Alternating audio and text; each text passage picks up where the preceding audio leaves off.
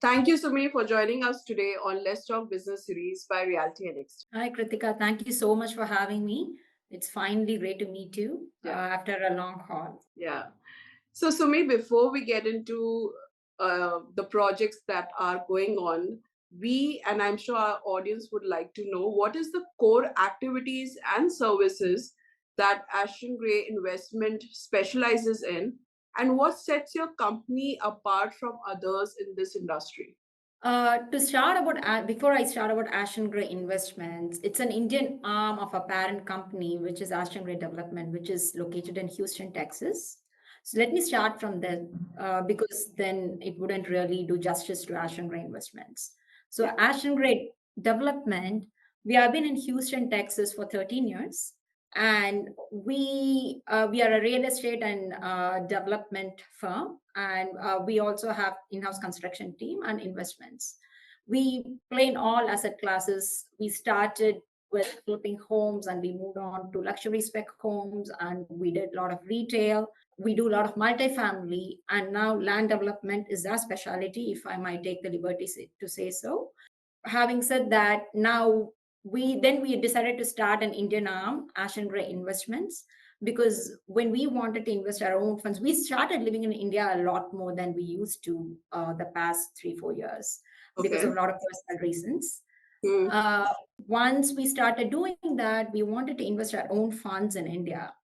And when we tried looking for that, we were not able to find the ROI that we were making in US to match to anywhere close by, because especially because of the sector we are in US, right? We are in land development. So we were not able to find that kind of ROI. Then we decided, why don't we start a platform where we enable the Indian investors to globalize their investments. And end of the day, the world is small right now. It doesn't matter if the property is in Mumbai, Chennai, or is in US or wherever it is, as long as the project is good and you have a good track record, it should be good.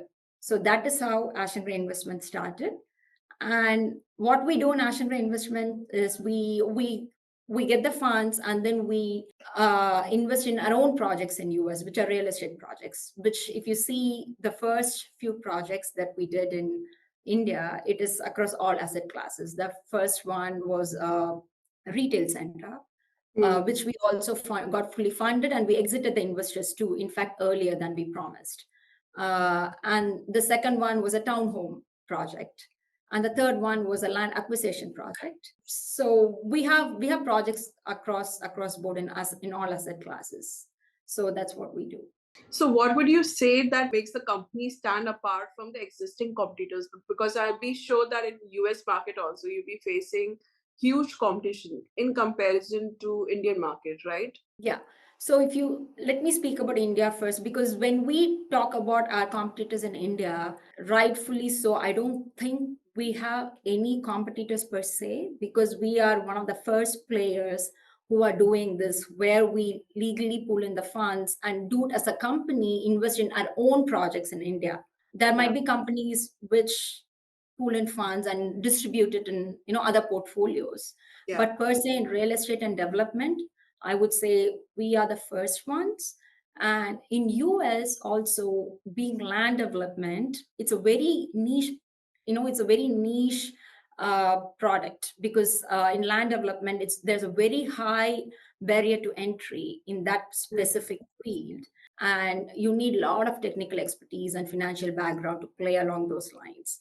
So we do have those. So the competition per se as land developers, it's very less compared to what we see over there. Because I would like to add some color to it, because in India, anyone can buy the land, plot it and sell it, right? But in US, we have to go through a lot more in terms of, purchasing the land, and zoning and permitting, getting the water sewer connections itself take 2 years. So that's a long time, and you need to have expertise and political game to play along those lines, to play with the county, to speak with whatever. So that's the niche market and higher barrier to entries. That's what I mean. True. Also, there's a current project that is going on in Texas for you guys, right? So, could you shed some light on what this project is about? What is the timeline like? And what made you guys select this particular project? Kritika, I would first of all, I'll just go back and say that this is not the only project in Austin we have. Of We have course. a lot of projects going on simultaneously as we Mm. speak. But the ones that we bring to India are very special project, or rather, I would say very low risk project. That's Mm. what we as Indians, we don't have mindset for risk taking, right? We are Yeah. used to Yeah. taking being on the low. Now I see a little bit change in the Mm. investors as we even the last 2 years ever since we started. Now I come across people who have a lot more risk appetite, who want to do a lot more risky things, even if even there's a little bit of downside to it. But Mm. having said that, the new project that we launched is in Elgin, Texas. Uh, this is 104 acres land with 610 single family lots. And we already have a pre-signed LOI with one of the publicly listed national home builder, D.R. Horton. Mm. And that is, yeah, that's almost like we are pre-sold. Wow. Okay. And here in this particular project of Elgin, even Indian investors are also involved. You mean in US? Yeah. Yeah, of course. Yeah, we have. So being it's like if you're an Indian, I don't know how to say this. Say Mm. if you're an Indian, naturally you get attracted, you get flocked by Indians, right? That is how we Yeah. naturally need to do business with, and we trust Indians more being the same. So we Mm. have a lot of Indians. We have a lot of Indians from in this project also. So currently, what we are noticing in Indian market, there's been a huge rise in fractional ownership, right? Is this something where you guys would be also experimenting when it comes to land plotted developments? Unfortunately, no. This Mm. is something, it is only because, again, the structure that we are doing in India is completely different from the structure we do in US. Again, it comes to the safety part of it. Mm. Uh, if you see, the Indian investors are sitting as mezzanine debt holders in the capital stack in US Yeah. in this project. So if it has never happened before in the Mm. past 13 years, but say even if it happens, right? Say all hell break loose. So first the senior debtors, the banks will get paid, and the Mm. Indian investors will get paid, and then the US investors will get paid, and then we as sponsors get paid towards Yeah. the end with whatever is left, right? So that is something that we don't we don't play with yet. We have not thought Mm. about it, and we don't want to do it, especially after going through the 4 projects. I speaking with a lot of investors, they like to be in this kind of secured Yeah. niche. But we plan on introducing something if I get handful of investors who want to take that kind of risk. Yeah, makes sense.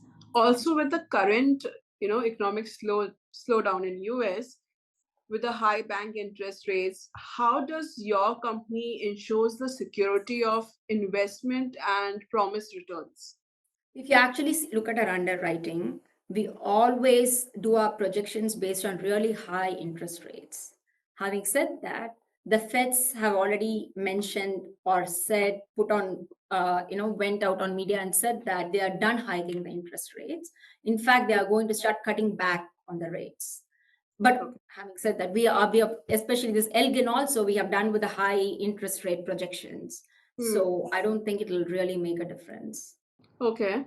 And furthermore, what measure are in place, to mitigate potential impacts on investor if property purchasers are, adversely affected because of the economy or the interest rates? See, again, you have to look at the project that we are in. We are in land development. So Yeah. what happens in land development is we don't put shovel to the ground before we get the earnest money, a fixed lump sum deposit from the builders, or Hmm. if we don't have a pre-signed LOI or contract with the builders. Hmm. And in US, I cannot go and sell to individual clients. I have to sell only to builders. Say they come and buy Yeah. 210 lots together. Yeah. Yeah. So, and because we deal only with the builders, we don't deal anything. We don't deal with the clients themselves, the builders do their part. So, and we just stop with the basic amenities and underground work. We don't do anything vertical. So only if we do any vertical work, and if we have to deal with the buyers, then we have to be worried about if the economy is going to affect us. So when we don't start the project till we get a certain amount of non-refundable deposit from the builders themselves, and I don't see any downside risk to it. So I want to understand, how do you go about, you guys must be having certain kind of checklists when you are putting that kind of investment and time and energy, right? So here in India and in all the countries now, people are relying more on data. So when I say data analytics, they are understanding the future development that would come, that would also get a good return with the time. So what are the precise checkpoints for you, and how do you integrate data analytics by finalizing the decision on what project to invest in? This is a great question, because this is where I want to bring up my husband, Sudarshan Vembati, who is the founder of Ashton Gray Development and Ashen Gr Investments. I'm a co-founder, right? So he is a brain box to be. So this is what he does. So if you understand the company Ashen Gray Development, it's two parts. One is the development and the investment phase, which Sudarshan takes care of. I head the in-house construction team in US. This is what we do. So having said that, Sudarshan's he spends most of his time in looking at deals and researching more on what is coming close by and whatnot. And we do have a very dedicated team to it, a development team who do their due diligence and give us a report on what to invest in. And having said that, I don't know if you remember the Austin boom that we had.